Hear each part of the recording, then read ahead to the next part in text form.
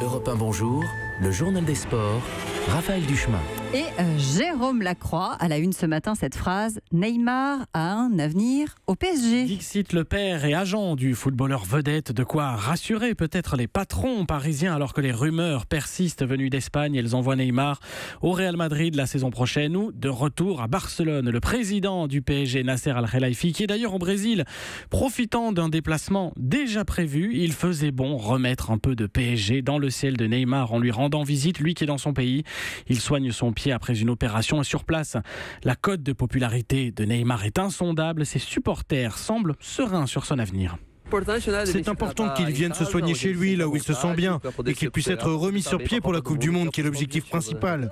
On veut remporter le trophée, il est le leader pour notre équipe.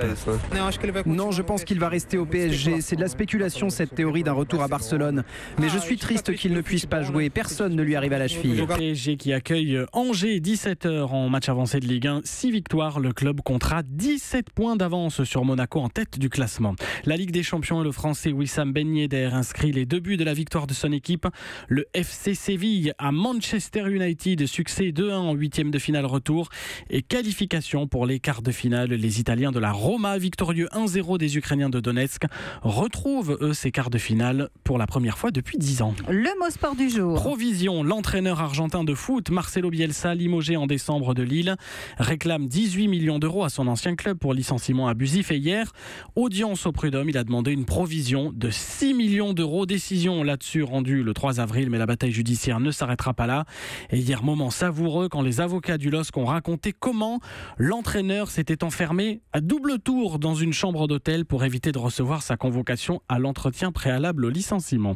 Les Jeux paralympiques de Pyeongchang, les skieurs Marie Bochet et Arthur Bochet respectivement, premier et deuxième du slalom géant avant la seconde manche dans la matinée. 12 médailles pour l'heure pour les Bleus, record de Sochi déjà égalé. L'histoire du jour. 60 heures de travaux d'intérêt général, sanction de la justice à l'encontre du cycliste amateur pris avec un moteur dans son vélo lors d'une petite compétition. C'était en Dordogne en octobre dernier. Premier cas avéré de triche technologique en France. La justice sportive avait déjà sanctionné cet homme de 43 ans à une suspension de 5 ans. Europe 1.